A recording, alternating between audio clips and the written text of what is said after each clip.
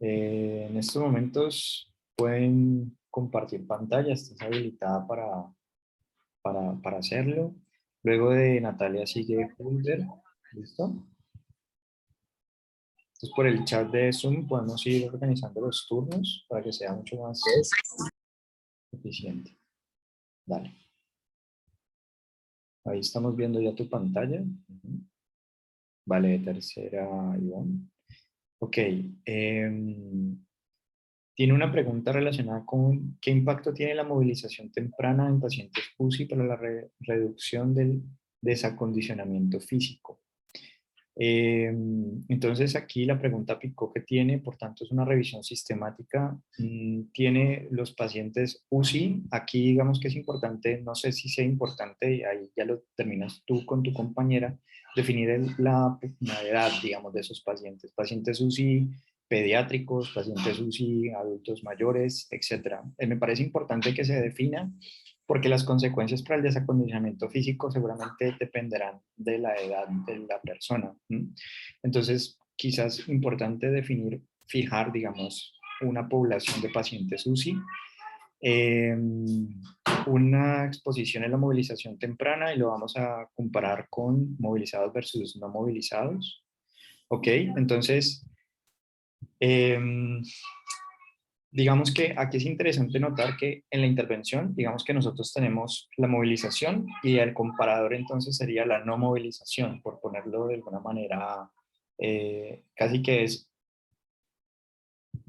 una manera es a qué está expuesto y el comparador puede ser la intervención estándar versus otro tipo de intervención.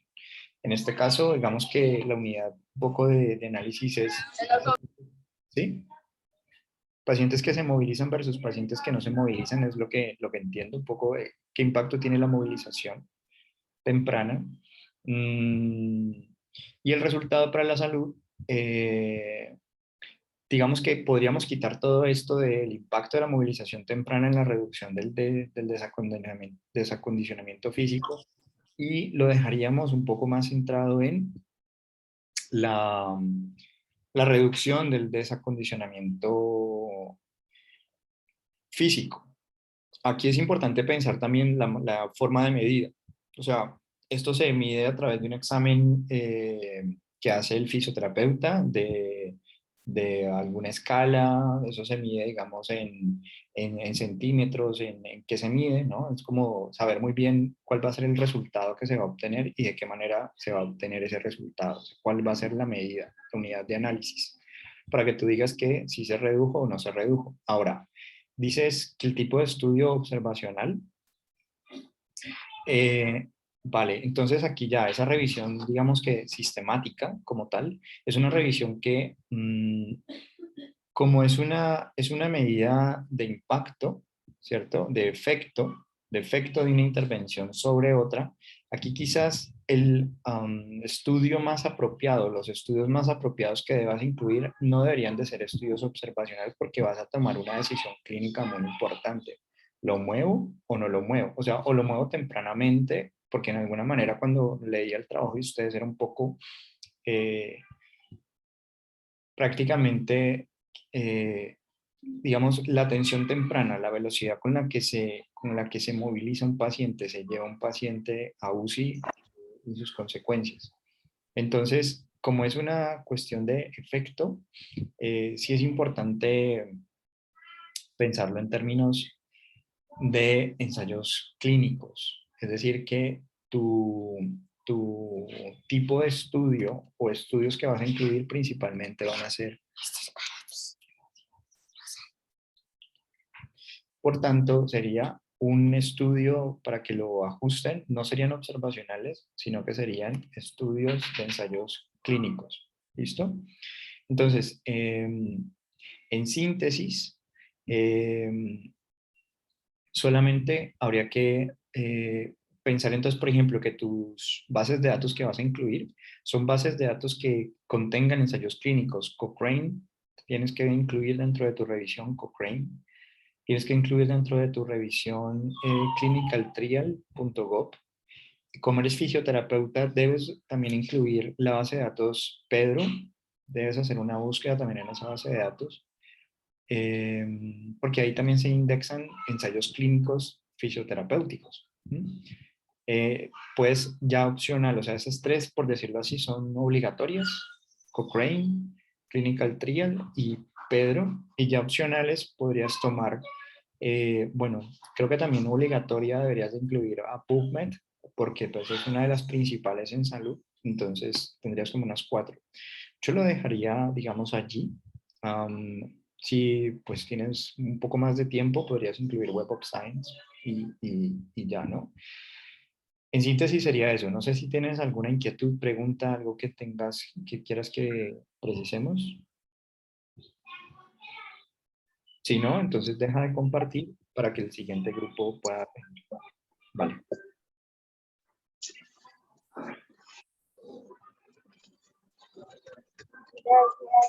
Vale, Natalia.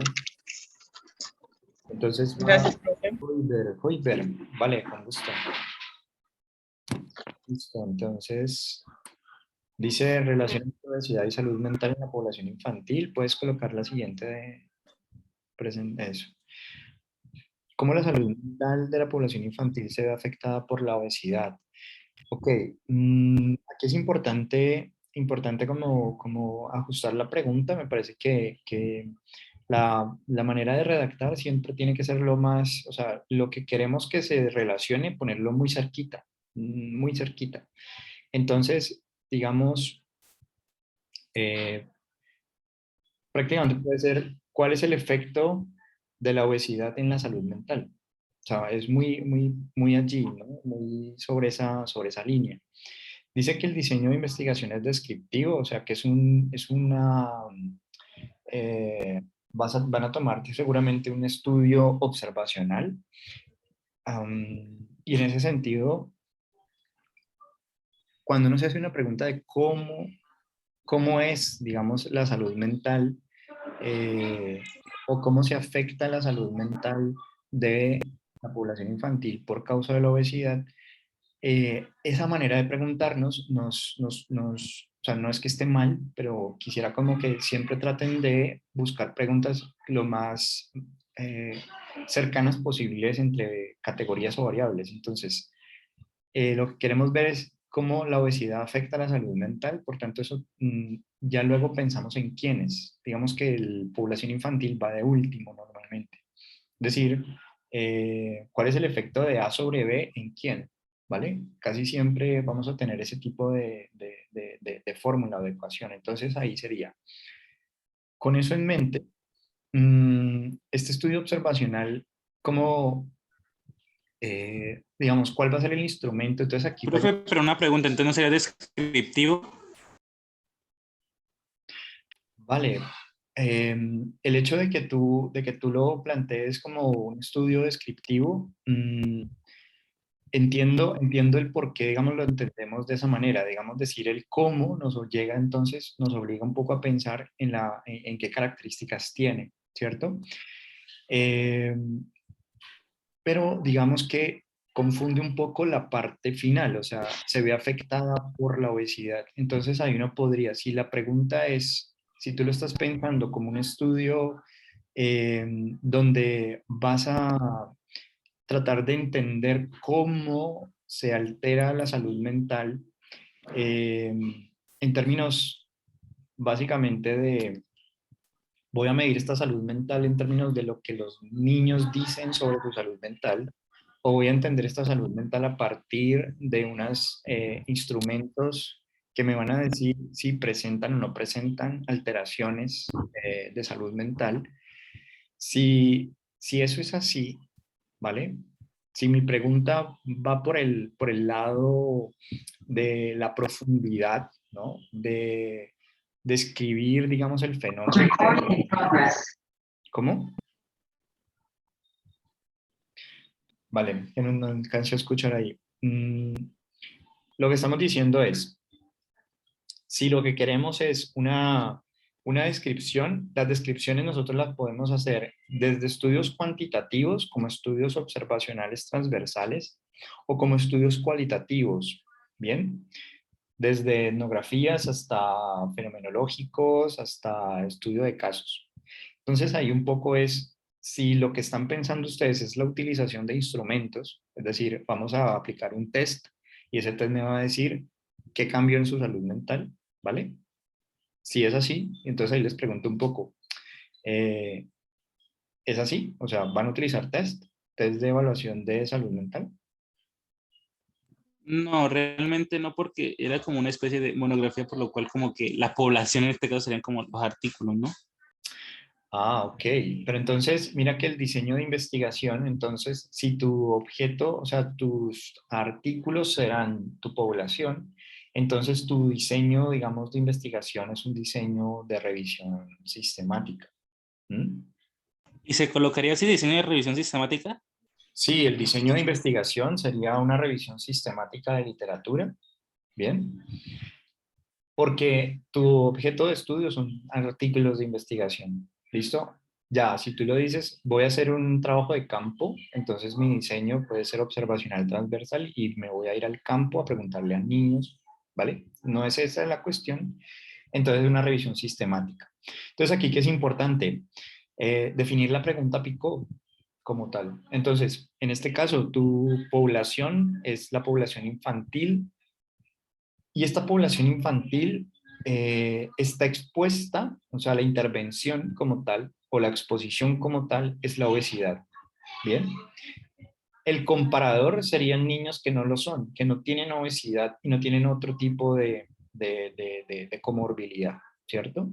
Y el resultado para la salud, la O, sería la salud mental. Aquí la recomendación que les hago a los dos es definan qué de salud mental van a medir. ¿Mm? Vale, queremos ver el efecto de la obesidad sobre la depresión, ¿Definimos qué, profe? Perdón. en la salud mental que delimiten, para que no quede tan amplio. Es decir, digan de salud mental qué les interesa de la salud mental. Porque ya de por sí, digamos que la obesidad puede estar relacionada con desórdenes alimentarios. Es decir, yo quiero mirar la relación que hay entre la obesidad y un trastorno de la alimentación. O quiero mirar la obesidad en relación con la depresión o la ansiedad. Entonces, en síntesis, es en salud mental, dentro de todo ese mundo que hay de salud mental, eh, ¿qué les interesa como resultado para la salud?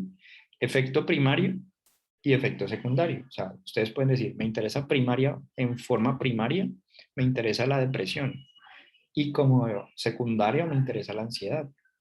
Entonces voy a fijarme mucho sobre depresión y si encuentro sobre ansiedad también lo voy a reportar. Pero mi pregunta como tal va a estar centrada en el resultado en un aspecto específico.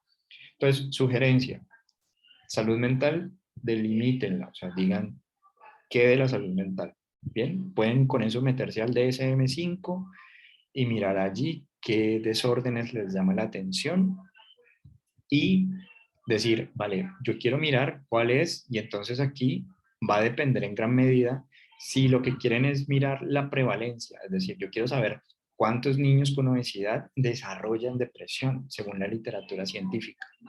Entonces, si es una pregunta de ese tipo, ahí sí los estudios que ustedes van a incluir son observacionales, o sea, son estudios que utilizan cuestionarios, ¿vale? Y son estudios que utilizan cortes, son estudios de cortes o estudios que utilicen cuestionarios, Y ¿vale? yo quiero definir la causa y efecto. O sea, si en verdad sí está relacionado o no. Ok, causa y efecto. Entonces, si lo que quieres es causa y efecto, entonces ahí podrías tener como diseños a incluir dentro de tu revisión. O sea, solo vas a incluir artículos que sean estudio de cortes y estudio de casos y controles. ¿Vale? Entonces, ¿qué es importante aquí? Que tú digas, es decir, en medicina y en todas las demás facultad de salud de las profesiones que estamos allí, nosotros antes pensábamos de un poco unicausal, ¿no? O sea, causa-efecto, pero ahorita entendemos que es un fenómeno más multicausal. Pero digamos que tú dices, bueno, yo quiero saber qué tanto la obesidad es responsable de desarrollar depresión. ¿Mm? O un factor de riesgo o algo así. o un factor de riesgo, exactamente. Entonces, visto así, pues tú podrías ajustar tu pregunta pico a, ya tienes la población, que es población infantil, tienes la exposición, que es la obesidad, tienes el comparador, que normalmente será entonces niños no obesos, y tienes el resultado para la salud que tienes que definir. Una vez hecho eso, ya puedes entonces hacerte la pregunta de cuál es el efecto o más como en el sentido de una pregunta como de, de, de causa y efecto. Entonces, ¿es la obesidad un factor de riesgo o una causa de depresión en población infantil? Y tú eso, al terminar la revisión, vas a decir sí o no. Y realmente cuál es el peso, digamos, estimado en OR, digamos, de riesgo relativo de la obesidad como riesgo para desarrollar lo que hayas definido como efecto de salud mental. ¿Mm? Entonces, no sé si tienes alguna pregunta hasta ahí. ¿Le podría hacer como una especie, una pequeña especie de síntesis para ver si lo entendí? Sí, claro, dale. Bueno, entonces en síntesis, pues el diseño de investigación como tal es una revisión sistemática de la literatura. Entonces, lo segundo, pues sería como delimitar qué nos interesa la salud mental, ¿no? Y si algo definir, pues qué nos interesa primariamente, por ejemplo, una enfermedad como tal, desorden alimenticio o algo así, o qué nos interesa secundariamente, o pues ya como así de segundo plano. Tercero es mirar si estamos mirando causa y efecto, pues mirar si es un estudio de cohorte, pues mirar estudios de cohorte, estudios de casos y controles. Y de último, como que hacer un comparador con los niños no obesos. No sé si me faltó algo. Sí, no, ahí está todo. Digamos que tus estudios como tal son estudios de casos y controles y estudios de cortes que te van a permitir entonces contestar a esa pregunta. O sea, se le hace un seguimiento a niños obesos, un estudio de cortes, un seguimiento a niños obesos y cuántos de ellos desarrollaron lo que hayas definido por salud mental.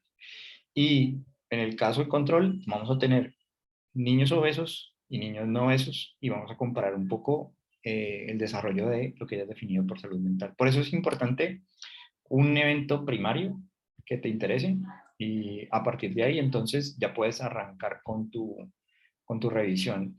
Eh, Dentro de lo que vamos a ver en siguientes clases es un poco, vale, ¿qué datos necesitamos extraer de los estudios, por ejemplo, para poder contestar esa pregunta? ¿Mm? Eh, y si hay homogeneidad clínica, por ejemplo, supongamos que el resultado para la salud es un resultado que se mide siempre con la misma medida. O sea, se utiliza siempre el mismo instrumento, o si se utilizan diferentes instrumentos, no importa porque lo que dicen los distintos instrumentos es lo mismo, pues entonces hay homogeneidad. Entonces, si hay homogeneidad, pues entonces clínica y metodológica, podemos pasar a hacer un metaanálisis. Y entonces ahí tú ya puedes coger todos esos estudios, hacer un análisis estadístico de esos estudios y decir cuál es el efecto que tiene la obesidad sobre la depresión, ¿no? ¿Qué tanto sí hay una relación causa y efecto? Pero digamos que eso primero tienes que hacer la revisión sistemática. Una vez hecha, ya dices, vale, ¿puedo seguir con el metaanálisis o no puedo? ¿De qué depende? De la homogeneidad. ¿Mm? Vale, no sé si hasta allí entonces, para que sigamos entonces con el siguiente grupo, Sí, profe, gracias. Gracias. ¿vale? La comparto, profe. Listo. Entonces fíjense que la dinámica es un poco como así, es muy puntual, muy de aclarar, súper bien, súper bonito. Vale, es una pregunta de daño, ¿no? ¿Cuáles son las complicaciones postquirúrgicas que se podían presentar en pacientes que se someten a cirugías plásticas con implantes? Súper. Entonces, el diseño de investigación como tal es una revisión sistemática de literatura, donde los estudios que se van a incluir, o sea, la T de la pregunta PICOT, entonces aquí tenemos la pregunta PICO y la T sería los ensayos clínicos, hasta ahí vamos muy bien. Entonces, son la P, pacientes que se someten a cirugías plásticas con implantes. Aquí también la pregunta que les hacía los primeros era definir si esos pacientes tienen unas edades específicas, si las complicaciones, por ejemplo, son moduladoras de la edad. Por ejemplo, la edad juega un papel dentro de las consecuencias. Entonces, quizás. Y lo puedo hacer por ejemplo, no por edad, sino por género. Sí, claro, claro, puedes hacerlo. eh, de hecho, yo no, pues la verdad, no sé, yo cuando dije cirugías plásticas con implantes, inmediatamente no es que sea, pero pensé en una mujer, o sea, pensé en ponerse senos, Ujú. básicamente, ¿no? No se me ocurrió pero me imagino que habrán hombres también que se... Y por ejemplo, aquí puse el nombre porque cuando yo empecé a buscar salen incluso mucho más artículos de hombres que de mujeres. Entonces salen muchos sobre cirugía de prótesis de pene. Entonces por eso como que puse los dos porque en realidad hay más información sobre hombres. Ok, ok, sí, claro. Tú, digamos, en tu P vas a delimitar entonces sobre qué población en particular, si te interesan los hombres o las mujeres, y ya está perfecto, está perfecto. Ya ahí tienes lo importante con la revisión es que tú tengas, entre más específico, mejor. O sea, entre más específico, eso te ayuda mucho más a encontrar unas mejores respuestas. Como les decía, en algún momento entra basura y sale basura, ¿no? Que digamos que si yo meto cualquier cosa allí, pues digamos que lo que vaya a obtener también no será muy bueno. Entonces, entre más claro yo lo tenga desde un principio, cuáles son mis límites, también sabré contestar mejor a mis preguntas. Entonces, en la P lo defines entonces por el género, ¿cierto? La intervención son las cirugías plásticas con implantes. El comparador, entonces, vamos a tener pacientes que... mm, aquí, por ejemplo, pensaba era que el comparador muy seguramente sea pacientes que se someten o que no se someten a bueno, ¿cuál es el evento? La complicación, ¿cierto? O sea, el resultado para la salud es la complicación postquirúrgica. Entonces, en ese sentido, me parece que está bien como lo has planteado. O sea, que el comparador sea, bueno, de estos grupos de personas que se someten, hay unos que desarrollan y otros que no desarrollan. Entonces, ¿qué tan frecuente está eh, la, la presencia, ¿no? De complicaciones postquirúrgicas en un grupo de pacientes que se someten a prótesis de pene o a lo que hayas definido? Ah, bueno, aquí también no sé, que también sea importante definir la intervención propiamente. O sea, cirugías plásticas con implantes, ahí cabe desde el pene hasta el rabo, ¿no? Me imagino. Y O entonces sea, podríamos también definir, podría definir, por ejemplo, que fuera de prótesis de senos. por ejemplo, exacto, exacto. O sea, se delimita muy bien que la intervención es prótesis de senos e inclusive yo podría comparar prótesis de senos versus prótesis de nalga y miro si se presentan más complicaciones quirúrgicas por seno o por nalga, ¿no? Pero pues podría hacer ese tipo de comparación. Dos tipos de intervenciones, cirugías plásticas con implantes, pero en regiones distintas del cuerpo. Esa es una alternativa. La otra es simplemente es dejarlo entre complicación sin complicación. eh, o pacientes que, bueno, porque yo lo tenía un poco en la mente, era pacientes operados versus no operados, pero realmente si no me opero, pues obviamente no va a tener una complicación. Entonces necesito necesariamente compararlo con pacientes que se someten allí y no presentan eh, una complicación. Entonces, así como lo tienes, la única sugerencia sería delimitar P, que ya digamos tú dirás dónde lo ubico. Entonces, si voy a trabajar solamente con hombres, pues ya de entrada ya no podría hablar de senos, ¿cierto? Y como que en ese sentido, como ser muy coherente, ¿no? Con tu P y por tanto, de la misma coherencia, la intervención. Entonces, ese tipo de situaciones van a ser bastante importantes. Las complicaciones postquirúrgicas también, no sé si te interesa ponerle un límite. ¿A qué me refiero? Digamos que tú dices, voy a centrarme en complicaciones postquirúrgicas relacionadas con algún tipo de situación física o me voy a centrar en complicaciones no sé, de la imagen corporal, o sea, más psicológicas, más en esa línea, o me interesa todo? Porque así como está, digamos que estaría como que, y incluso tu pregunta involucra todo, involucra cuáles son las complicaciones, y ahí entra todo. Ahora, si tú ya dices, no, me interesa exclusivamente eh, complicaciones físicas, pues entonces debo de agregarlo allí, ¿no?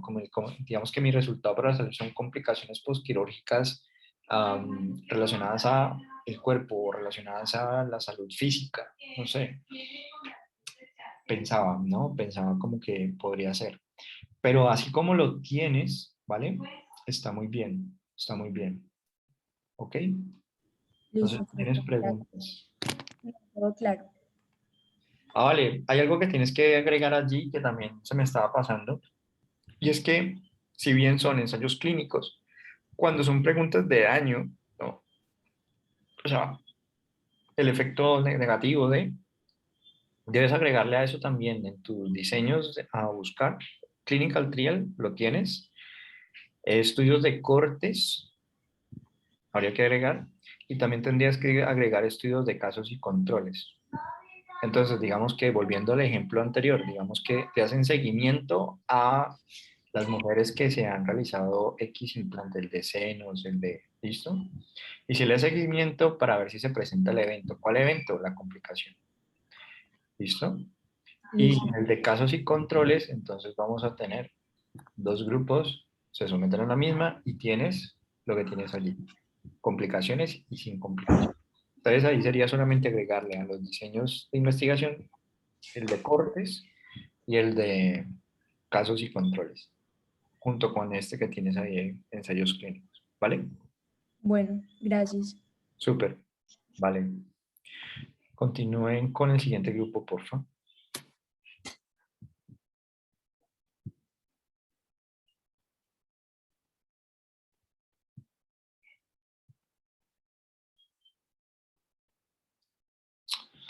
Vale. Dice monografía, ¿no? Entonces, ¿cuál es la importancia del rol del fisioterapeuta en la recuperación de pacientes adultos que padecen COVID-19 en la UCI? Ok. Eh, entonces aquí me estoy es como haciendo la pregunta un poco de qué tipo de revisión es, ¿no? O sea, porque digamos, no es una revisión de incidencia o prevalencia, quizás puede ser una revisión relacionada con la efectividad, o sea, es decir, la presencia de un fisioterapeuta y de su intervención como fisioterapeuta mm, aumenta o más bien no disminuye, digamos, el tiempo de recuperación o qué. Ok, o sea, aquí es un poco irlo como delimitando y precisando para que uno diga, bueno, si yo quiero hablar de importancia, lo voy a medir en términos de efectividad de recuperación. O sea, un paciente, no sé, tiempo de hospitalización, ¿se mide la recuperación o cómo se mide la recuperación? Sí, profe, o sea, si el fisioterapeuta, gracias a todos los cuidados y el manejo que se le dé, sería como menos la estancia del paciente tanto en la clínica. Ok, ok. Y en ese sentido, entonces, aquí digamos que con este grupo es importante precisar que el resultado, digamos, para la salud, nosotros tenemos que ponerlo entonces en términos de tiempo de hospitalización, si es, digamos, esa la medida de resultado, ¿vale? Si esa es la medida de resultado, tiempo de hospitalización, pues entonces eh, debería de estar allí, digamos, como claramente delimitado. Y ese tiempo de hospitalización depende en gran medida de si el paciente tiene exclusivamente COVID-19 y nada más, o si además ese paciente es un paciente que tiene condiciones de base, como hipertensión o diabetes o cosas de ese estilo. Entonces ahí también es importante que ese paciente adulto que tienen en la P ustedes lo delimiten también un poco mejor a un paciente adulto sin otras comorbilidades, ¿cierto? Es decir, es un paciente que única y exclusivamente tiene COVID-19, ¿sí? Esa es como la condición, digamos, de ese paciente, ¿cierto? Sí, Ahora, profe. en la intervención, ¿vale? En la intervención viene el asunto del fisioterapeuta, es decir, existe un descriptor cuando hacemos la búsqueda en términos MESH relacionada con intervenciones exclusivamente fisioterapéuticas, ¿sí?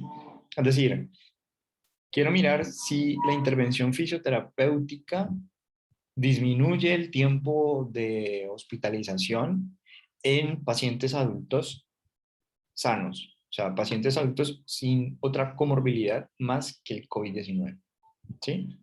Entonces, visto así, digamos que eh, ya sería un poco replantear la pregunta a que quedara como, ¿cuál es la efectividad de las intervenciones fisioterapéuticas? Pero igual las recomendaciones buscan el término MESH o el término o el descriptor más apropiado para la intervención, porque no es educación física, ¿no? Es otro tipo, digamos, de intervención más específica. Y entonces vamos a decir que quien realiza la intervención fisioterapéutica, pues es un fisioterapeuta, o sea, trae casi que implícito el hecho de decir, fíjate cómo el hecho de que haya alguien que pueda realizar intervención fisioterapéutica mejora la recuperación en términos de tiempo de hospitalización. O sea, es un paciente que toma menos tiempo su recuperación. Entonces, en ese sentido, podríamos plantearla así la pregunta, ¿no? Efectividad de la intervención fisioterapéutica en la disminución del tiempo de hospitalización de pacientes adultos con COVID-19 en UCI, ¿sí? Entonces, visto así, pues ya digamos que el tipo de diseño pues es una revisión sistemática de literatura, pero los estudios que se van a incluir dentro para poder contestar a si funciona o no funciona, es un asunto terapéutico, es exclusivamente ensayos clínicos. O sea, solamente en vez de tipo de diseño observacionales, vamos a solamente revisar ensayos clínicos. Y vuelve otra vez con lo que habíamos dicho en un principio. Pedro, la base de datos Pedro, tienen que incluirla, Clinical Trial tienen que incluirla, .gov, y Cochrane también tienen que incluirla, ¿vale? Entonces, esos son obligatorias, PubMed también digamos que es necesaria y ya opcionales las demás. Ahora, entonces, en la P, colocarle las características a ese paciente, o sea, un paciente, listo, es un paciente adulto, ¿qué otra condición tiene que cumplir para seguir en el estudio? Ah, vale, que no tenga otras comorbilidades. Si se les ocurren más, pues perfecto, ¿vale? La intervención entonces ya no sería la recuperación en UCI, sino que sería la intervención fisioterapéutica con el descriptor que ustedes tengan. Y eso lo van a comparar con otro tipo de intervención, o sea, pacientes que no reciben intervención fisioterapéutica. Y el resultado para la salud, el output, pues va a ser entonces el tiempo, la disminución en el tiempo de hospitalización, ¿sí? Y se pone así, disminución en tiempo de hospitalización, ¿vale? Ese es el resultado para la salud, y ese resultado para la salud se debe medir en días o en horas, o no sé cómo, ¿no? Pero el asunto es que eso claramente esté como delimitado. ¿Tienen alguna pregunta hasta ahí? No, profe, gracias. Vale, listo. A ustedes.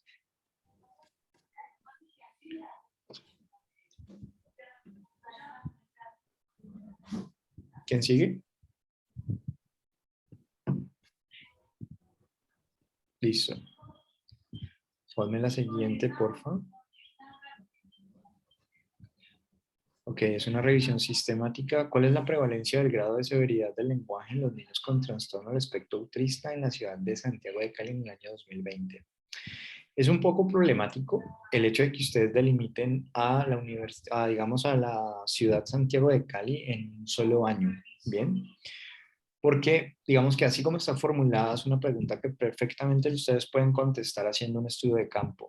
O sea, ustedes pueden ir con un instrumento que detecta trastornos del espectro autista, ¿sí? Y evaluar el lenguaje en esos niños de espectro autista y mirar en el 2020, pues, cuál es el comportamiento. Ahora, si la revisión es una revisión sistemática, entonces la recomendación es que eliminen la ciudad Santiago de Cali, que eliminen también el año, ¿bien? Y que se queden un poco con la prevalencia de el grado de severidad del lenguaje en niños con trastorno de espectro autista. Aquí es importante algo que creo que aplica también para todos, y es cuando yo hago una investigación, digamos que eh, prácticamente uno de los indicadores clínicos del autismo es el desorden en el lenguaje, es una alteración en el lenguaje. En ese sentido, prácticamente casi que partiríamos de un supuesto, y es todo niño con autismo, o la mayor parte de niños con autismo, van a tener una severidad, una alteración en el lenguaje. Ahora, si esto es así, pues digamos que pues prácticamente la prevalencia de autismo, ¿cierto? Podría ser entonces la pregunta, porque se asocia un poco con la alteración del lenguaje.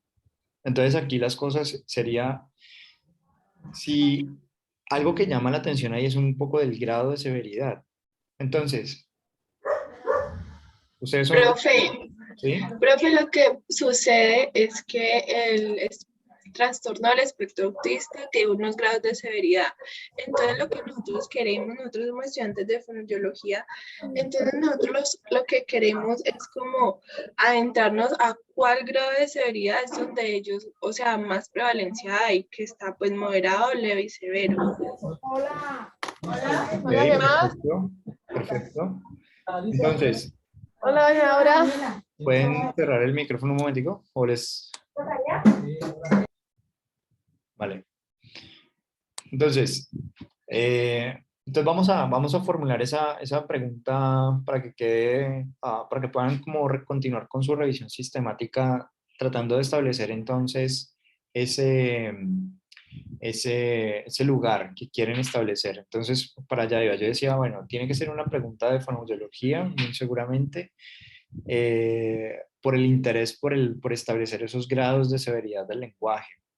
Entonces, está muy bien formulada así. ¿Cuál es la prevalencia eh, de los... Entonces, ahí podría ser, ¿no? Podría ser. ¿Cuál es la prevalencia de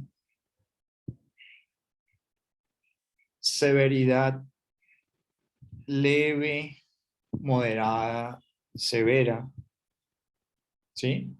Entonces, puede ser, ¿cuál es la prevalencia del grado de severidad, entre paréntesis, leve, moderada, severa, del lenguaje en niños con trastorno del espectro autista?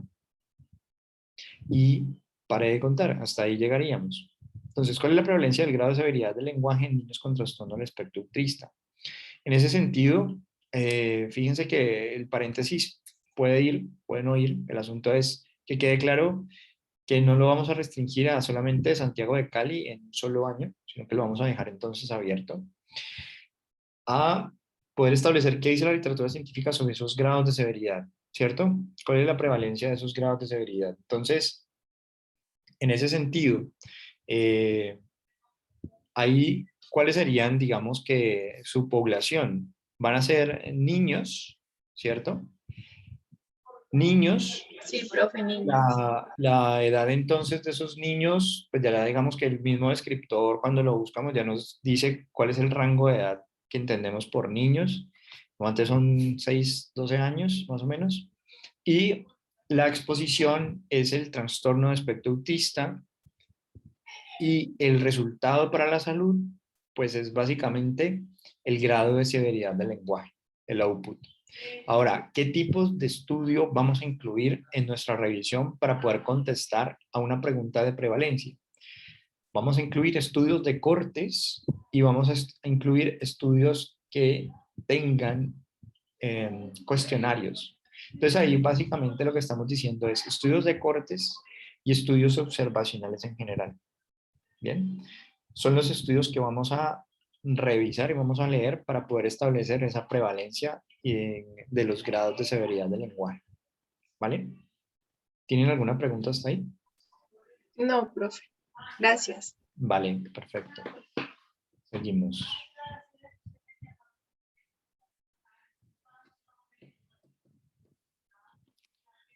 Vale, uy, sí que tenemos revisiones sistemáticas. Bueno, la pregunta, ¿cuáles son las acciones en salud bucodental de los niveles de prevención en el área odontológica según lo reportado en la literatura del periodo 2011-2021? Aquí un poco la pregunta es un poco ¿por qué 2011-2021? ¿Cuál es la razón para definirlo? Pues nosotros escogimos 2011-2021 pues por el rango de cuando digamos en el trabajo de grado uno ve un rango aproximadamente de 10 años para tener una buena revisión sistemática.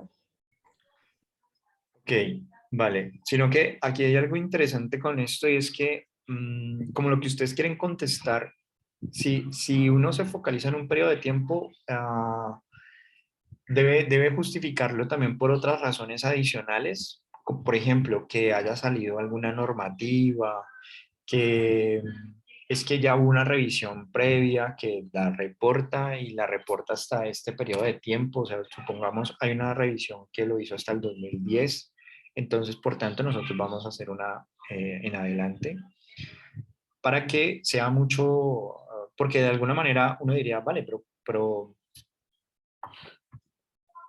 a veces uno pierde, tenemos artículos que son valiosos porque el músculo, digamos, teórico se produjo antes de este tiempo. Y entonces grandes buenas acciones en salud bucodental se desarrollaron antes de este tiempo, ¿vale? A veces uno dice, vale, es que yo quiero estar actualizado, o sea, quiero saber qué se está diciendo en estos 10 años, en estos últimos 10 años, cuáles son como los cambios en las acciones en salud, qué ha cambiado en las acciones en salud. Y esa digamos que puede ser una manera también de abordarlo, pero siempre es como tener claro por qué tomo unas ciertas decisiones en mis preguntas, ¿vale? Entonces, dice, esta es una revisión estoy pensando, ¿no? Estoy pensando si es, ¿qué tipo de revisión? ¿Cuáles son las acciones en salud bucodental de los niveles de prevención en el área odontológica según lo reportado en la literatura? ¿Cuál es el resultado para la salud? O sea, ¿cuál es la consecuencia para la salud? ¿Salud bucodental? ¿Sí? Sí, sino que nosotros le hicimos más que todo es por, como somos del programa de odontología, entonces le hicimos más que todo es por eso. Claro, claro. No, y eso está muy bien. O sea, que uno se meta, digamos, a hablar de lo que le apasiona y le gusta. Entonces, no, les preguntas un poco para organizarme en la pregunta pico, que de alguna manera me dice, vale, listo, el resultado que ellas quieren obtener al final es mayor nivel de salud bucodental, ¿sí? Mayor nivel de salud bucodental. En ese mayor nivel de salud bucodental, la intervención como tal, o la exposición es que hay acciones, o sea, pueden ser programas, pueden ser, o sea, proyectos, digamos, educomunicacionales, por ejemplo. Entonces porque aquí, digamos, el asunto es que cuando lo dejamos en acciones son demasiado amplias. Entonces aquí un poco es fijarse, vale, a mí me interesa como consecuencia para la salud que exista una mayor salud bucodental, ¿vale? Lo que no sé es qué acciones han sido, digamos, efectivas para que exista una mejor salud bucodental. Entonces, la sugerencia que les hago es un poco que escojan, ¿vale? Dentro de las distintas intervenciones que ustedes realizan con sus pacientes para que tengan mejor salud bucodental. Entonces, ustedes tienen distintas acciones. Esas acciones se pueden traducir en programas o cierto tipo de intervenciones. Entonces, digamos que agrupar esas acciones por lo menos en seleccionar, vale, ¿qué funciona más para la salud bucodental? Que yo le dé, por ejemplo, a través de WhatsApp, no sé, información, o funciona más que yo me reúna con mi paciente, así sea por eh, por telemedicina un poco, ¿no? O sea, utilizar un poco intervenciones eh, relacionadas con la, la salud. Entonces, por ejemplo, voy a compartirles aquí un momentico pantalla y creo que esto nos puede servir pues como a todos. Es cuando nosotros buscamos en los términos mesh y hacemos una búsqueda en esos términos mesh a ver, no me quiere abrir, voy a abrirlo por acá. Entonces, cuando nosotros hacemos búsquedas en términos mesh de intervención, ¿sí? Esto es básicamente como lo que nosotros vamos a tratar de buscar, ¿sí? Entonces, por ejemplo, términos mesh, intervention, tenemos 10 resultados. Entonces, ustedes, por ejemplo, pueden decir, vale, yo quiero mirar si una intervención temprana, antes de que se desarrolle, digamos, cierta sintomatología, o una intervención educativa temprana, pero esta intervención educativa temprana se focaliza mucho en desórdenes o en alteraciones, discapacidades en general, ¿vale? Entonces, normalmente esta se utiliza más es cuando mi población de interés es una población centrada en la discapacidad. Intervenciones psicosociales, intervenciones basadas en Internet, ¿sí? Y entonces ahí uno puede decir, pues, vale, ¿cuáles son las intervenciones que existen desde los términos mesh? O también terapia, va a mirar, digamos, programas terapéuticos, no sé. Selecciono de esos programas. Entonces, si quieres, vuelve otra vez a compartir tu pantalla, por favor. Yo esperaba cuando dejara de compartir que iba a aparecer tu pantalla.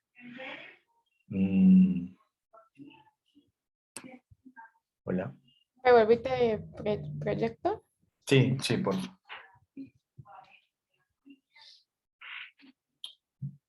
Entonces, digamos que ustedes, por tanto, ustedes tienen acciones. Eso es muy general. Toca delimitar un poco a tipos de acciones. Entonces, eso puede ser desde intervenciones mediadas por Internet versus otro tipo de intervenciones. Y lo que quieren ver es cuál de las dos es mejor, ¿no?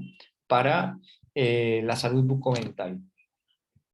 Entonces, digamos que habría que hacer un poco de reformular la pregunta, porque, digamos, mi pregunta picot es una pregunta también sobre efectividad terapéutica. Es decir, ¿qué funciona para la salud bucodental? ¿Qué intervenciones son efectivas para la salud bucodental? Por tanto, los estudios que van a incluir son estudios de ensayos clínicos, ¿sí?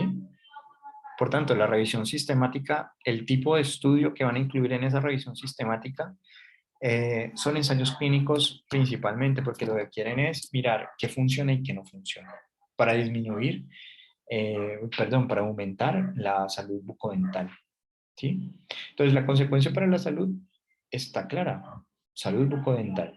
Lo que no está claro es qué funciona para que eso mejore. Y entonces, yo puedo, digamos, hacer mi búsqueda restringida 2011-2021 simplemente por un hecho pragmático. Es decir, puede que cuando haga la búsqueda me dé cuenta que hay demasiados resultados y quiero delimitarlo a lo más reciente. ¿Qué es lo que está funcionando en esta época, en estos últimos 10 años? ¿Qué ha sido efectivo en estos últimos 10 años? porque la población ha cambiado vertiginosamente. O sea, tenemos otra sociedad actualmente distinta a la que teníamos hace 10 años, ¿no? Entonces, claro, hasta ahí. Sí, profe. Vale, entonces tipo de estudio, ensayo clínico y reformular esa pregunta ya poniéndole apellido a las acciones. O sea, ¿cuáles son las acciones y esas acciones ponerle un nombre así? O sea, ¿qué es más efectivo, no? O ¿cuál es la efectividad de X intervención con apellido propio sobre la salud bucodental? ¿Sí? Y allí, pues no sé si lo van a delimitar, que también es una sugerencia que no veo acá, es prácticamente para todo el mundo. Y pues podría ser una salud bucodental en adultos, una salud bucodental en niños, ¿vale? Entonces, la P, esa población, hay que ponerla. Hay que poner entonces quién. ¿Quién será el paciente? ¿Cuál es nuestro paciente? ¿Son niños o son adultos o lo que hayan definido? La intervención como tal es eso que van a ponerle como acción, ¿no? Y el comparador puede ser otra intervención o dejarlo sin comparador. O sea, simplemente queremos ver el efecto de esta intervención sobre, ¿vale? El resultado para la salud es salud bucodental. Punto. ¿Listo? Y el tipo de estudio, ensayo clínico. Entonces dejémoslo hasta allí si no tienen preguntas. Bueno, profe, gracias.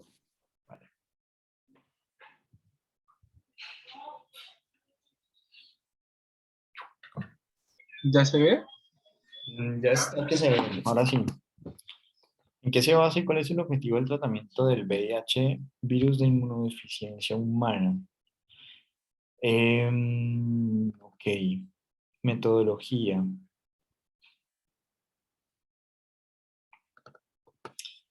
Ok.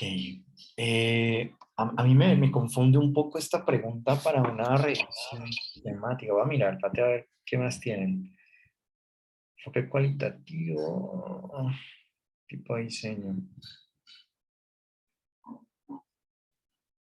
Vale, pero entonces cuando nosotros decimos que vamos a utilizar una revisión sistemática, lo que estamos diciendo es que nuestros estudios que vamos a incluir, ¿cierto? Son nuestra población.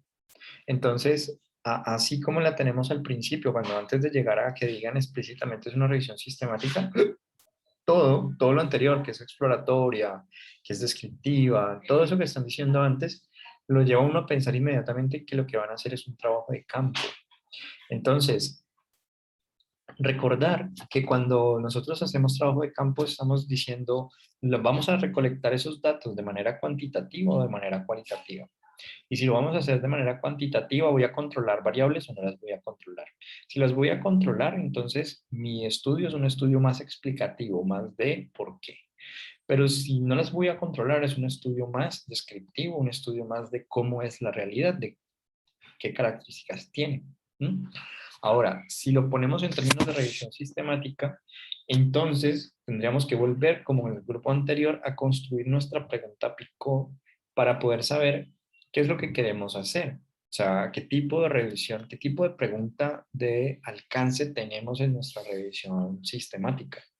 Y entonces aquí, por ejemplo, el hecho de que tengan la pregunta de describir el tratamiento para cuál es el objetivo, digamos, del tratamiento con VIH, pues prácticamente ya la hemos contestado, ¿no? Es decir, vamos a hacer una intervención, un tratamiento para VIH. El objetivo de ese tratamiento es curar a un paciente con VIH normalmente, pero sé que lo que quieren decir de fondo va más allá de eso. Es un poco entender cuáles son los mecanismos de acción de ese tratamiento, un poco relacionado con la efectividad, digamos, de ese tratamiento, pero volviendo nuevamente a nuestra inquietud inicial, necesitamos precisar como tal la pregunta PICO para que sea mucho más fácil. ¿Cuál es el resultado para la salud en este estudio? El resultado para la salud es que un paciente mejore su condición de VIH, o sea que termine en una en una disminución serológica, no sé, de los niveles de VIH que tiene o qué? ¿O cuál es el resultado para la salud? Les pregunto. Sí, pues digamos que eso es lo que queríamos lograr, como explicar en qué se basaba como el tratamiento, pues porque pues digamos que a veces no se sabe en qué el tratamiento pues como que consiste como en el ingerir una pasta diaria para bajar la carga viral, pues que es indetectable cuando se está en un tratamiento y todo eso. O sea, como que se basaba el tratamiento. Ok, ok, pero entonces, quizás, digamos, para este tipo de pregunta, una revisión, digamos, sistemática de literatura, más bien podría ser una revisión como narrativa de literatura, como una exploración un poco de características del tratamiento, pero cuando lo ponemos en revisión sistemática, es obligatorio, digamos, pensar en la pregunta pico. Y en ese sentido, entonces, digamos que nuestra población, si ustedes quieren trabajar sobre la revisión, o sea, en la universidad en este momento, digamos que el criterio un poco para las monografías está puesto sobre hacer revisiones sistemáticas o exploratorias de literatura, o sea, de alguna manera tener algún tipo de método, de pregunta pico, implícita dentro del plan de tesis, ¿sí? Entonces, en ese sentido, pues mi trabajo un poco con ustedes es facilitarles esa construcción de esa pregunta y trabajar en ella. Entonces, número uno sería, si lo que queremos es, como resultado para la salud, entonces ahí sería que la disminución es decir, el indicador que queremos tener es cuál. ¿Ustedes son de medicina o No, somos de odontología. de dónde? De odontología. Ontología. De odontología. Ok. Y vale. Digamos que volviendo un poco ahorita al grupo anterior, decíamos que algo que tenga que ver con nosotros, que nos guste, que nos apasione, ¿no? Bueno, pues es Entonces, que en realidad también pensé ir o sea, en otra pregunta, pero pues que era como cuáles eran las lesiones eh, o sea, que prevalecían las personas con VIH. O sea, las lesiones intraorales, obviamente. ok. Vale. Muy bien, muy bien. Entonces, ya por ese lado, ya por ese lado, ¿Mejor? sí, sí, o sea, digamos que estaría un poco más, porque digamos, si yo fuera jurado de tu trabajo de grado, ¿sí? Y sé que sos odontólogo, te diría, ¿qué tiene que ver tu pregunta con la odontología? ¿Mm? Eh, y creo que anticípense a eso, o sea, todos ustedes están en diferentes programas académicos. Esta pregunta, ¿qué aporta a mi programa, ¿no? A mi área de conocimiento? Entonces, la conexión entre lo que me pregunto y mi área es importante al menos tenerlo claro. ¿Mm? Entonces, digamos que en esa línea de trabajo, mm,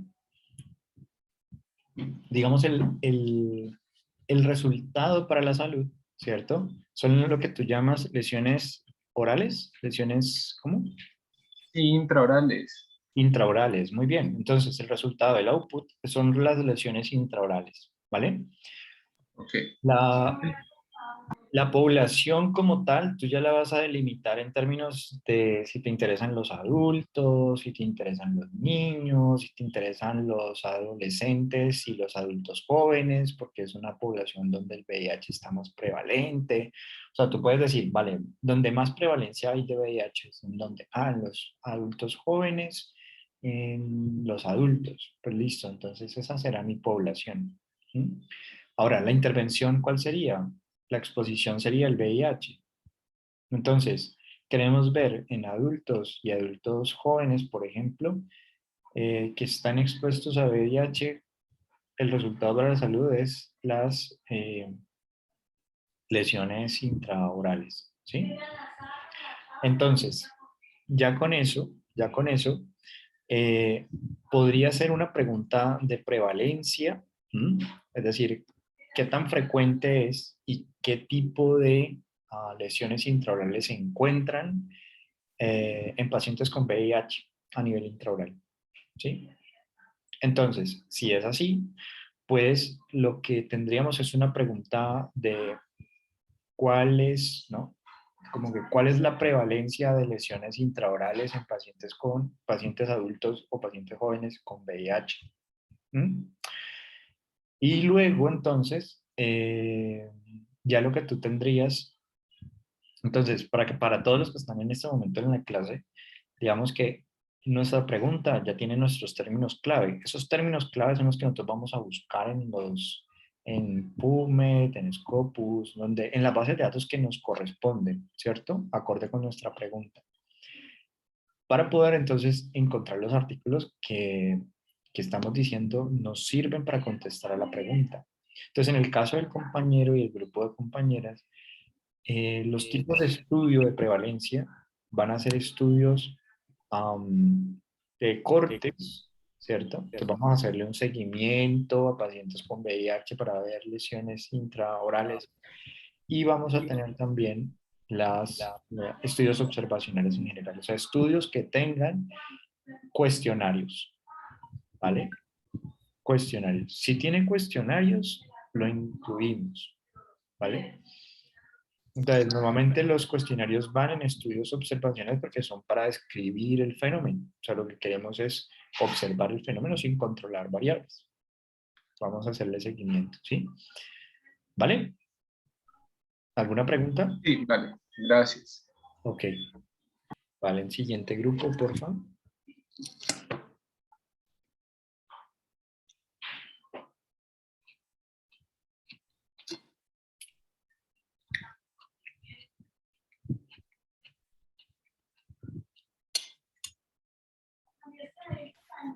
Ok.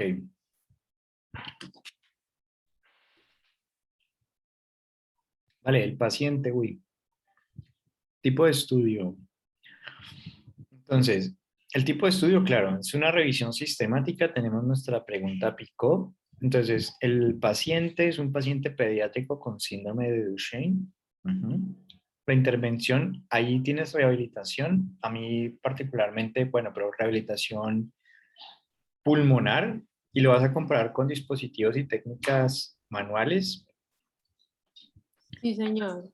Ok, entonces, mira que entonces ahí la intervención, es decir, la rehabilitación pulmonar tiene unas características, o sea, es una forma de intervención muy, muy específica, ¿sí?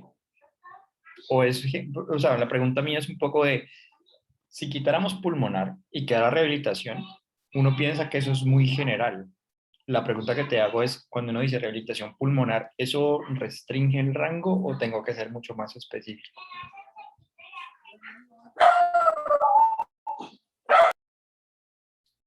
Hola. Profe, restringe en cuando estamos hablando de rehabilitación pulmonar, porque el síndrome de Duchenne es una enfermedad neurodegenerativa. Entonces, esto genera que los músculos se deterioren. Entonces, cuando nos centramos solamente en lo pulmonar, vamos a hablar netamente de esa musculatura respiratoria y de la acción de la rehabilitación desde ese enfoque. Ok, perfecto, perfecto. Entonces, esa rehabilitación pulmonar nosotros la vamos a comparar con técnicas manuales y dispositivos. ¿Eso que está allí también vuelve a ser general o específico? Claro, cuando decimos dispositivos, ¿pensamos en un dispositivo en particular o pensamos en un grupo de dispositivos generales? Profe, como es una enfermedad huérfana, los aspectos de rehabilitación son muy limitados. Entonces estamos hablando de dispositivos en específico, que en nuestro caso de rehabilitación serían acapela y flúter. Ok. Entonces, ¿qué les parece si eso se ubica allí? Es decir, vamos a comparar acapella y Flutter con la rehabilitación pulmonar. ¿Mm? Entonces, digamos que en ese sentido, por eso un poco mi pregunta, y es porque cuando estamos hablando de qué, qué es efectivo, y entonces aquí la efectividad vuelve a ser un poco pensar en términos de cuál es el resultado para la salud que nos interesa. ¿Mm? ¿Cuál es el output? Entonces, por ejemplo, en el caso que me estás mostrando pantalla, yo solamente logro ver hasta comparaciones. El resultado para la salud no lo alcanzo a ver allí, pero, me lo puedes contestar, o sea, me puedes decir, profe, el resultado para la salud, ok. Eficacia. ¿Esa eficacia es medida en términos de qué? ¿Mm? Para que lo pongamos mucho más específico. Entonces, como Esa el grupo... eficacia va en caso de cuál de los dos, o sea, si los dispositivos o las técnicas manuales se usan para la rehabilitación de estos pacientes, es el que genera mejores resultados, o como su palabra lo dice, es más eficaz para ese proceso de rehabilitación de ellos. Vale, sino que es interesante es pensar en cómo te das cuenta tú que ese resultado fue eficaz, o sea, que ese procedimiento fue eficaz o que funcionó. Esa es la pregunta. Digamos que tu eficacia tú la tienes que poner en términos de algo medible o cuantificable. Entonces tú dices, la capacidad pulmonar mejoró, ¿vale? Aumentó la capacidad de mejorar. Esa es mi eficacia, ¿vale? O no, mi eficacia es tiempo de hospitalización, como de esa ahorita decíamos. ¿Cuál es la eficacia? Entonces tú la defines y la pones muy específica allí. O sea, tú quieres ver si la rehabilitación pulmonar o los dos que me dijiste ahora que se utilizaban. Entonces, básicamente tienes como 3 intervenciones. Sí, Y señor. esas 3 intervenciones,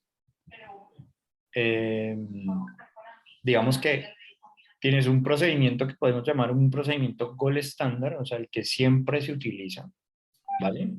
Y ese que siempre se utiliza se puede llamar rehabilitación pulmonar. Y esa rehabilitación pulmonar entonces la vas a comparar con 2 formas de intervención. Una, la que me dijiste, que no me acuerdo, y la otra, que tampoco me acuerdo. ¿Sí? Pero digamos que tienes esos 2 comparadores. Y entonces ahí al final lo que vas a medir es, en este síndrome de Duchenne como tal, ¿su capacidad pulmonar mejora o no mejora? ¿Qué me preocupa un poco? Y no es como que te lo digo, ya que tú reconoces que el síndrome de Duchenne es una enfermedad huérfana, extraña, poco frecuente, el volumen, ¿no? El volumen de artículos, porque además tú tienes una pregunta muy específica de qué funciona y eso lleva a ensayos clínicos inmediatamente. O sea, es terapéutica. Mi alcance de pregunta es terapéutica. ¿Mm? Y en ese sentido, si es así, ¿no? Si es así, entonces el número de artículos va a ser mucho menor. Entonces, ¿ahí qué vamos a decir? Pues eso está bien cuando uno dice, vale, entre menos, pues mejor, porque es más sencillo, digamos, de manejar. La otra alternativa puede ser mirar cuál es la frecuencia de ciertas intervenciones. O sea, en la literatura científica, ¿qué se utiliza más? ¿No? Porque de alguna manera un poco la pregunta de cuáles son los métodos utilizados me lleva a mí a pensar en eso, como ¿se utiliza más las técnicas manuales o se utiliza más la rehabilitación pulmonar o se utiliza más las otras que me decías? ¿Sí? Entonces, dependiendo del alcance que tú defines, así mismo será lo que vas a incluir en el tipo de estudio. Entonces, la pregunta es un poco, vale, ¿qué te interesa? ¿Te interesa efectividad? Porque al final tienes esa palabra, efectividad. Por eso me lleva la sugerencia de decirte, si es efectividad, entonces el tipo de estudio que vas a incluir es ensayos clínicos y punto, ¿vale? Entonces, básicamente, para resumir, la pregunta habría que reformularla porque sería, como tienes un output de efectividad, pues entonces la pregunta tiene que decir, ¿cuál es la efectividad de? ¿Mm? Y entonces ahí puedes poner los 3 tipos. ¿Cuál es la efectividad de la rehabilitación pulmonar comparada con A y con B en el aumento de la capacidad pulmonar de pacientes pediátricos con síndrome de Duchenne, ¿sí? Entonces tú ya de entrada dices, vale, yo ya tengo claro que pueda mirar la efectividad de 3 tipos de intervención y el resultado para la salud es el aumento de la capacidad pulmonar o lo que hayas definido por efectividad y pones al final la población en pacientes pediátricos con síndrome de Duchenne. ¿Sí? ¿Preguntas? ¿Claro? Hola. Profe, no te entendí muy bien. ¿Me puedes repetir, por favor, la última partecita? Vale, te decía que tu pregunta como tal, al tener al final como resultado para la salud la efectividad, entonces tu pregunta debería expresarlo en términos de efectividad. Entonces, ¿cuál es la efectividad? Y pones cada una de las intervenciones, la efectividad de la rehabilitación pulmonar versus esta intervención versus esta otra intervención. ¿Cuál es el resultado para la salud? El aumento de la capacidad pulmonar. Entonces, ¿cuál es la efectividad de esto, esto y esto en el aumento de la capacidad pulmonar y en qué pacientes? Ah, pues en paciente pediátrico con síndrome de Duchenne. Sí, entonces, en síntesis, la pregunta quedaría como ¿cuál es la efectividad de X intervención sobre el aumento de la capacidad pulmonar en paciente pediátrico con síndrome de Duchenne? Entonces, básicamente como que tu pregunta se construye desde el resultado un poco o de las intervenciones, los comparadores, los resultados y la población. Y que entonces, al ser una pregunta de efectividad terapéutica, tienes que incluir exclusivamente artículos de investigación que sean con un diseño de ensayos clínicos. ¿Vale? Hola.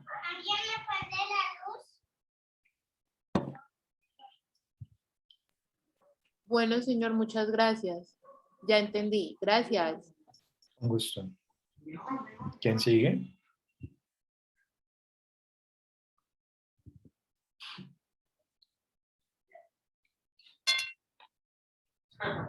Uh-huh.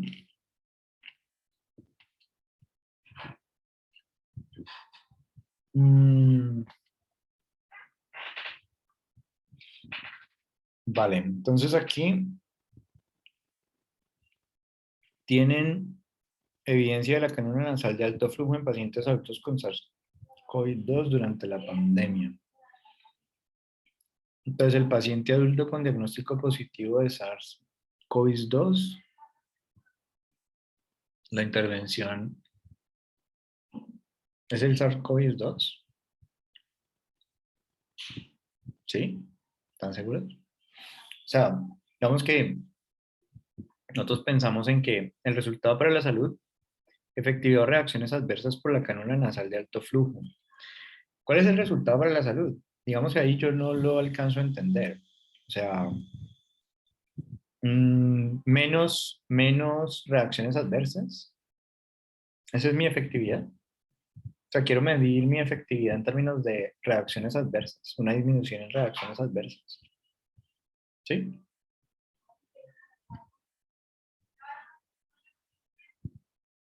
Profe, ahí lo que queremos hacer es como si hay un beneficio en cuanto al paciente con COVID-19.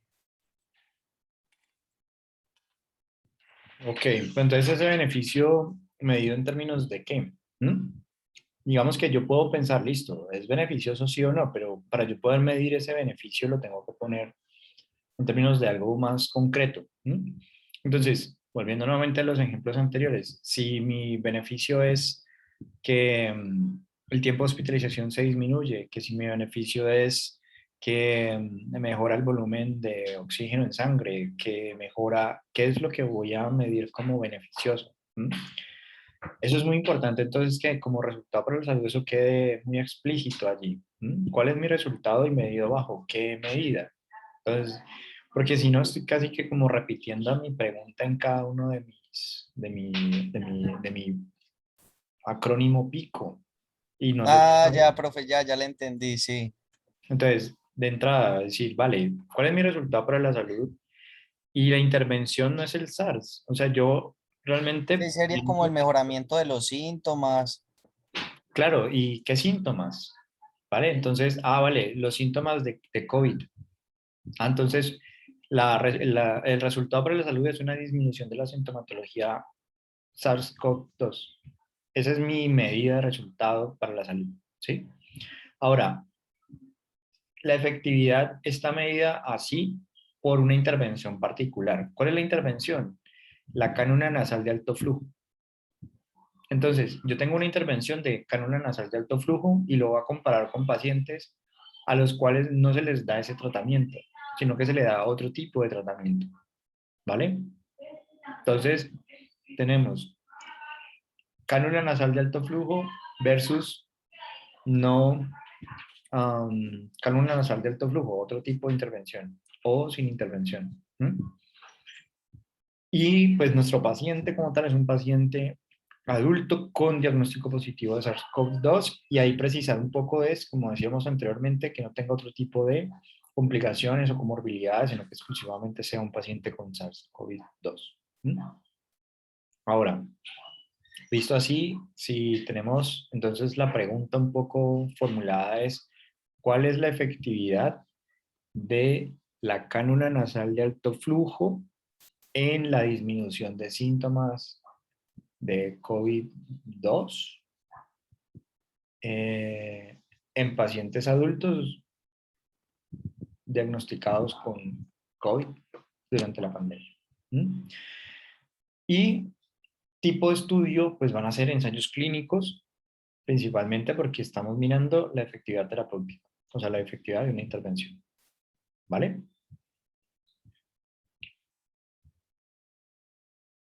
Vale, profe, muchas gracias. Vale, listo. Con gusto. ¿Quién sigue?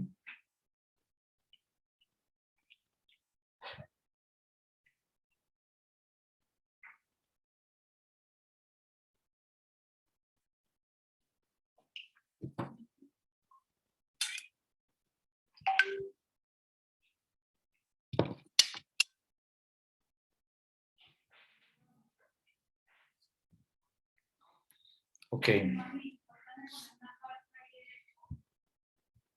Bueno, es una revisión sistemática. Pacientes con depresión y periodontitis. Entonces, esto es una pregunta más como, también un poco como la del compañero, relación causa-efecto, ¿no? Un poco. ¿Va por ese lado? O más Sí, bien... sí, señor. Vale, perfecto. Entonces, tenemos pacientes con depresión. Estos pacientes tienen alguna edad en particular, les interesan adultos, adultos mayores, adultos jóvenes, etcétera. Es como para delimitar allí, si lo piensan hacer por allí. El resultado para la salud, ¿sí? Profe, yo estoy sola, lo voy a hacer sola y en los artículos que he encontrado no aparece una edad en general, o sea, aparecen tanto como adolescentes, como adultos, como, o sea, de todas las edades, entonces como que no sé exactamente por qué la ven, o sea, como por qué rango de edad coger, porque como aparecen tantos casos que no sé si de pronto al escoger una edad en específica excluyó, o sea, no sé. Claro, claro.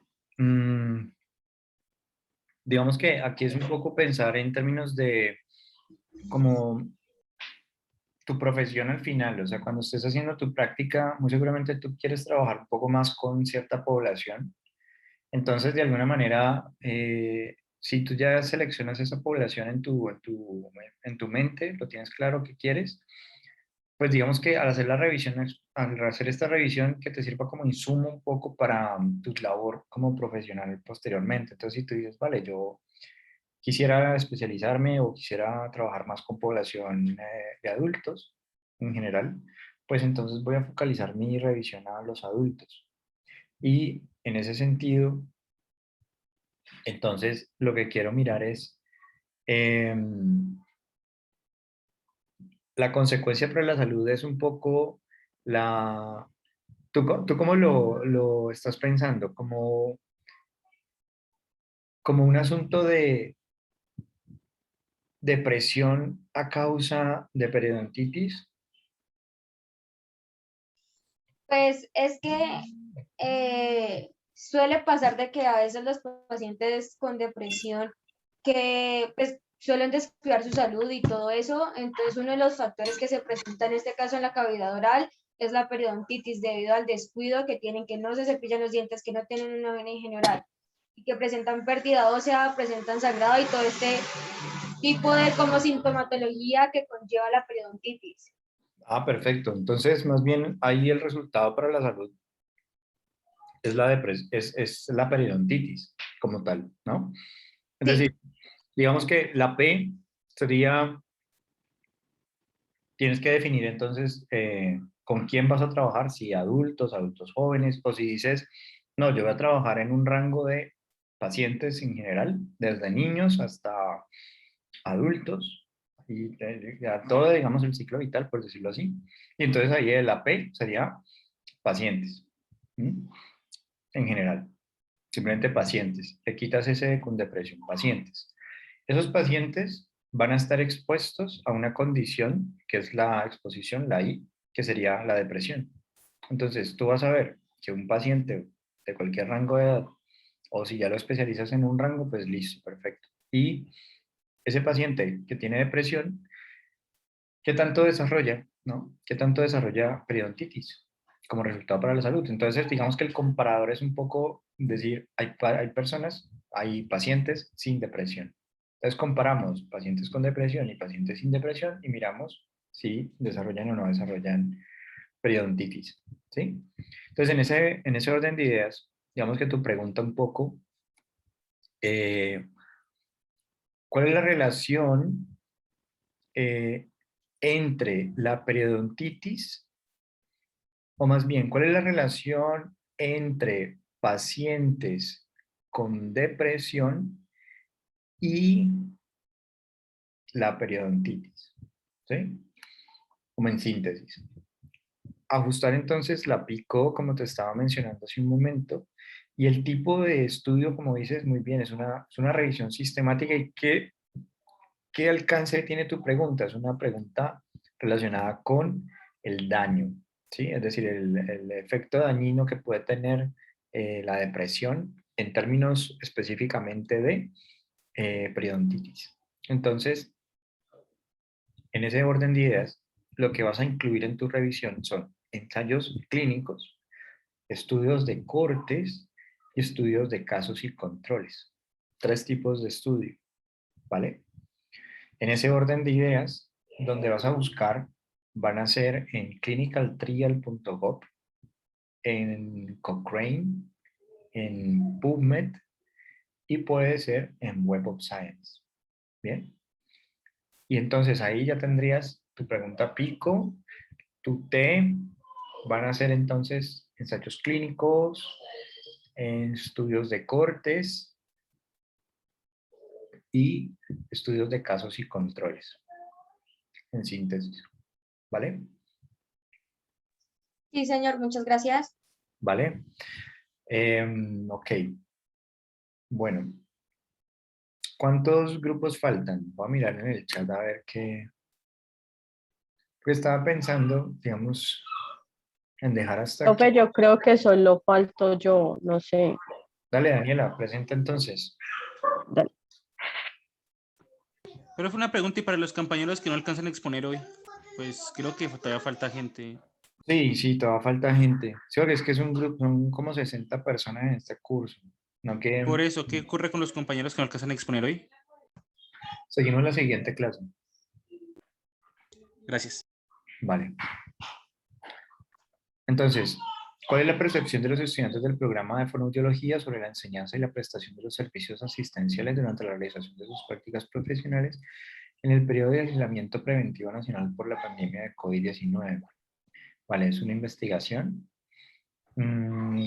cuantitativa observacional de tipo descriptivo. En ese sentido, tenemos unos cuestionarios que planeas aplicar, es decir, existen, digamos, instrumentos de percepción sobre Profe, eficiencia y prestación de servicios. Ujú. lo que pasa es que yo ya estoy cursando trabajo de grado 2. Entonces, nosotros estamos en esta parte, ya realizamos la encuesta. Nosotros mismos creamos el instrumento y ya lo aplicamos a tanto a la Universidad del Valle como a la Universidad Santiago de Cali. Ujú. Y estamos pues en este proceso. Y esta fue la metodología que utilizamos. Ah, ok, perfecto. No, Daniela, pues mira, de pronto como para que se anticipen un poco a su proceso ya de sustentación, tiene que ver con contestar a la validez del instrumento, o sea, los pasos que siguieron para que ese cuestionario aplicado, las validaciones que se hicieron, cuál fue como el proceso, que eso como que lo tengan así muy, muy clarito dentro de sus detalles de la metodología. ¿Mm?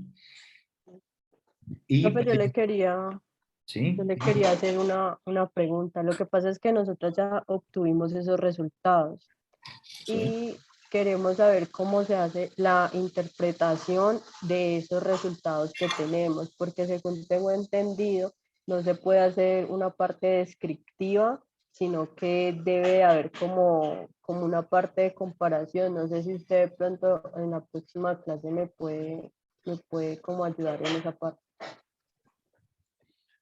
Ok. Em, pues mira que nosotros sí, sí, podemos mirar como estrategias de análisis, me parece importante. Pero como está formulada tu pregunta, ¿m? Realmente el alcance de la pregunta como tal no es para que ustedes hagan comparaciones. O sea, si las quieren hacer, ya es asunto de ustedes, pero el asunto es contestar a la pregunta de percepción de estudiantes del programa de fonoaudiología. Entonces, simplemente estas son las percepciones, o sea, no es ni por qué, ni por qué son diferentes, ni nada de eso, simplemente es qué percepciones hay. Es un asunto muy, muy descriptivo. ¿M? Y Entonces, no importa que hayan dos poblaciones, profe. no, no, realmente no importa porque desde la pregunta ustedes no la separan, ustedes no dicen fonoaudiología Univalle, fonoaudiología Santiago de Cali. Tampoco, por ejemplo, la representatividad de la muestra. O sea, digamos, son, no sé, 100 estudiantes la población y entonces la representatividad de esas 100, ¿cuál sería? ¿No? Entonces, el cálculo de la muestra también es importante porque de ahí deriva la validez, la generalización de tus resultados. O sea, qué tan válido es que estás hablando realmente de la percepción de los estudiantes del programa de fonoaudiología o estás hablando de 30 estudiantes de fonoaudiología. Sí, entonces, digamos que podemos mirar eso a la próxima clase un poco sobre las estrategias de muestreo y ese tipo de cosas y demás, pero de entrada la pregunta no es una pregunta que vaya buscando comparaciones ni nada, a menos que en los objetivos, digamos, específicos, sí, ¿vale? Sí, señor. Bueno, eso en el, Bueno, profe, muchísimas gracias. vale, que estés muy bien entonces. Entonces seguimos, Igualmente. seguimos entonces en la próxima clase, bueno, Vale, profe, porque también falta mi grupo. también falta tu grupo y ¿quieres presentar? No, pues ya la otra clase porque yo he visto que la clase se corta como a cierta hora y para quedar como a Sí, media. sí, es verdad, ya no me muero en corta. Bueno, que Bueno, estén muy profe, bien, gracias. vale, que estén muy bien. Gracias. Gracias.